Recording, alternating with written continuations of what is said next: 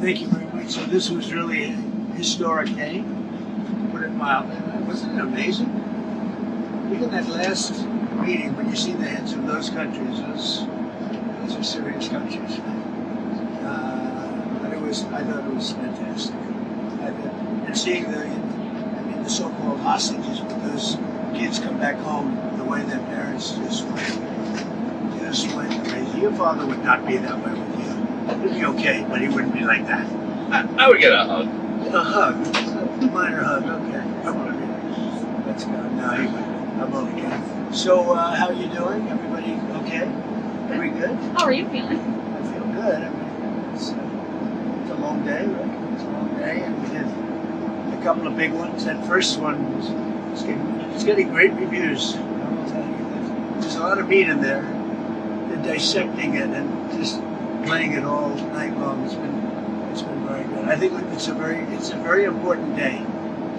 Nobody thought this was possible. Really good. And the press has been very respectful for a change. Doesn't happen often. Go ahead, Peter.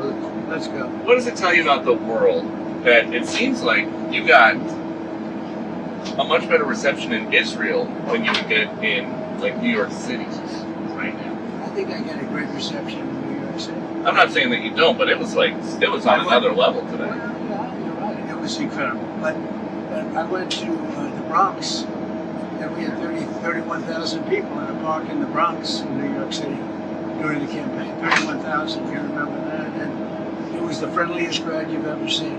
And very diverse, but it was really something. New York is good. It's good. New York City, bad example, but it was, I don't know if you can Are see. you admitting you made a mistake? I don't believe it. This is breaking news. No, First rule of politics, never admit a mistake. Never admit. But it was, in the motorcade, I don't know if you can see, there were people hanging out of every apartment balcony inside the Knesset. Okay, so I've heard, like, they said if you did Russia or if you did, lots of different combinations, they say the Middle East blows it away. And I said, well, by experts. It's just thousands of years, nothing's been done. It's the whole thing with the Arabs, Jewish people, this and everybody. It's just never been done before. And there's a certain mystery to the Middle East. I mean, look, it's only because of ratings. You're only as good as the ratings, right? If they weren't getting ratings, your people at Fox would. And by the way, Trey is excellent. He does a really good job. Really He and his whole team. We did a very quick interview. I was running to the second one where we were pretty late. Something that we heard from some Israelis on the ground, they want to know how the peace holds when you are not the president. So 3 years from now, I can't answer it. I know this, and you are all witness. We go, and I get 25,000, 35,000. If you look at a normal president, we get 300 people, and that's not bad. They'll go to a ballroom, they get 300 people. We get 35. We had 117,000 people in New Jersey, and so I can't tell you what's going to happen. But I'll be out there fighting for whoever it may be. Did you tell Bibi beforehand that you were going to go off script and? No, I actually told him I didn't want to bring up the party, but it was just a perfect spot. It was good timing when you said, because he was getting a very good hand, and when they stopped, they said, "Why didn't he give this guy a part?" If he didn't get a good hand, they would have done that. But the timing was. What do you think, Katie? Good timing for that, right? I think people thought it was pretty funny. Yes. Yeah, it worked out well. It's a little risque, bring it up. A pretty sore subject in Israel, but the people were fantastic. Mr. President, you spoke here we go. to Egypt. She can ask more questions this morning. Go ahead. I have some good questions, I promise. You do.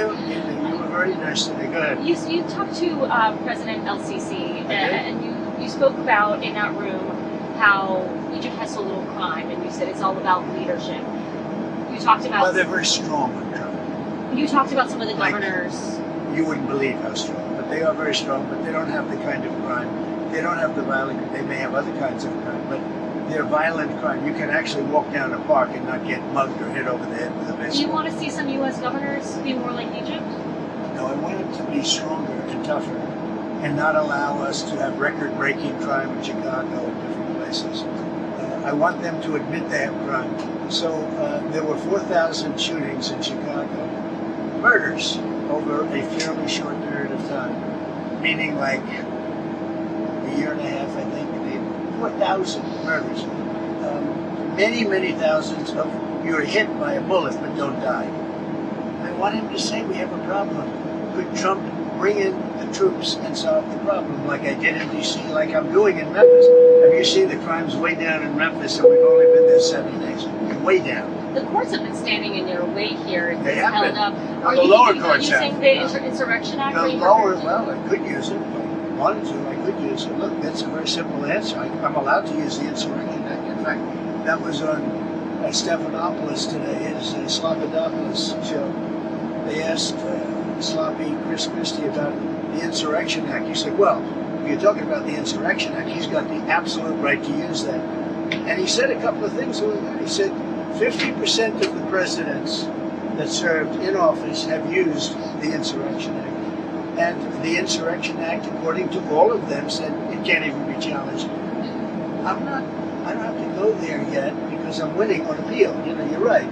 We're losing with radical left judges, generally, radical left judges, and we're winning on appeal. So we'll see what happens. I'll be speaking to Governor J.B. Pritzker tomorrow. Do you have any messages or questions for him? Well, I think he should beg for help because he's running a bad operation. He's letting people be killed in his city because he doesn't want in Chicago. And I love Chicago. Chicago can be a great city again, and very quickly. I would have Chicago cleaned out, the criminals removed, we would remove them. You know, in D.C. we took out 1,700 career criminals, hard-line criminals. That's why it's so good right now. D.C. setting records the other way. It's never been so safe. And the restaurants have never done better business. They're opening up new restaurants. They were closing restaurants, now they're opening new restaurants. I can do the same thing on a larger scale in Chicago. And Pritzker should ask me to do it. But when you mention insurrection, I mean, you were the one that mentioned, one of you mentioned Insurrection Act. I mean, I could do that. And many presidents have. Do you have an update on 50%, Katie, 50% of the presidents have used the insurrection because they don't want to go through this stuff where somebody said there's no crime and 4,000 people got shot. You know, right? maybe you'll have to use You it? don't have to convince because she tends to be on the conservative side. Do you have an update on the Schumer shutdown and Democrats still continuing to Well, it is a refuse Schumer to vote for the shutdown. I mean, continuing it's, resolution? look, they want to have health care for illegals that have come in. Many of these people are criminals, and they want to have health care. And what it also does is, you know, we have nobody coming in now. We haven't really like that. If they start winning cases like this, we're going to have a rush on our border because they're going to come up for health care and the other things that they give away. Look at Newsom. Education, health care, he gives everything away. People come up for that. People come from other countries for that. So we can't have it. We can't have it. We have people coming into our country, but they're coming in legally. Do you have any more meetings We have with the leadership strongest this week? border we've ever had. But they are coming in, Katie. They're coming in legally through a process. Do you have any planned meetings with House and Senate leadership on the Republican side to Yeah, figure I mean, out I'm this meeting week? with them. I talk to them all the time. John Thune's been great, and Mike has been great. Speaker, he's been great. Those two guys have done a great job. But we're dealing with a bunch of radical left lunatics that have lost an election in a landslide. They don't even admit that. I mean, think of it. They lost the election 2,700 in terms of counties to 525. That's where the map is entirely, right? They lost all 7 swing states. They lost the popular vote. And then they say, oh, the election was close. She says the election was a landslide. But they lie. You know, they can take any subject like this sometimes. He says, oh, no, Los Angeles is doing great. If we didn't go into Los Angeles, they would have had to cancel the Olympics. And the head of law enforcement said, and he said it very strongly, we could not have handled this if Trump didn't bring those people in. 2 weeks later, he said, oh, we could have, because he was told to say that. But we did a great job in Los Angeles.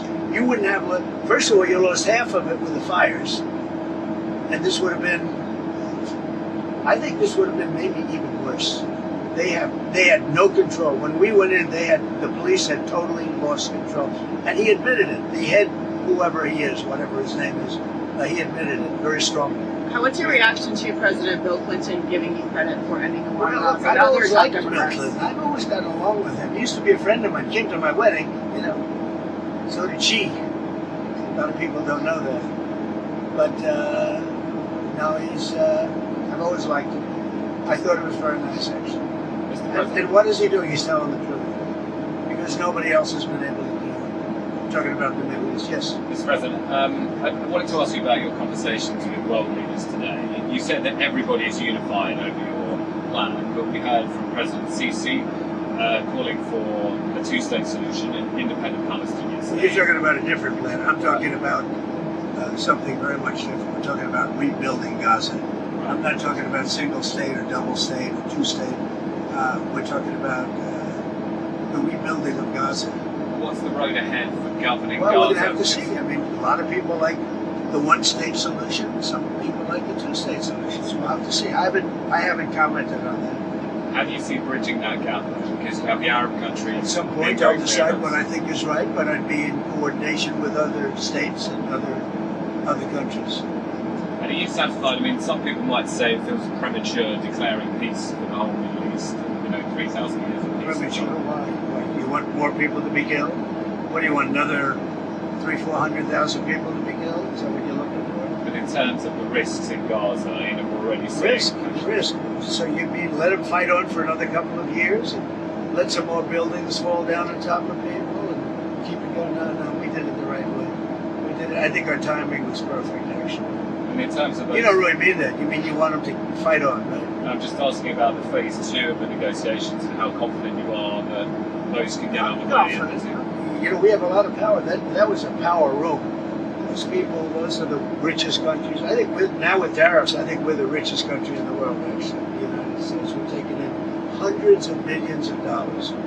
But those are, really seriously rich countries, and they can handle it. Some of those players, and particularly Erdogan, they also help in the war between Russia and Ukraine. Yeah, Erdogan can. He's respected by Russia. Ukraine, I can't tell you about, but he is respected by Putin. And he's a friend of mine, you can see. Why? I get along with the tough ones.